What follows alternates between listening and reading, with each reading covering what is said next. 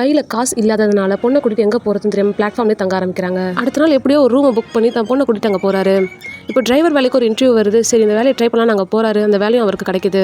Age attend பண்ணதுக்கப்புறமா எல்லா வேலையும் அவங்க அப்பா தான் பண்ணிட்டு வராரு. அந்த பொண்ணுக்கு ஒரு வயசுக்கு அப்புறம் அப்பா இதெல்லாம் பண்ணக்கூடாதுன்னு தெரிய வருது.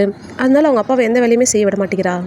இப்படியே இருந்தால் சரிப்பட்டு வராதுன்னு டாக்டர் கிட்ட கூட்டு போறாரு. டாக்டர் இவ்வளோ மாதிரியே இருக்க பசங்க கூட பழக விடுங்க, சரியாயிடும், ஹோமில் சேர்த்து விடுங்கன்னு சொல்கிறாங்க.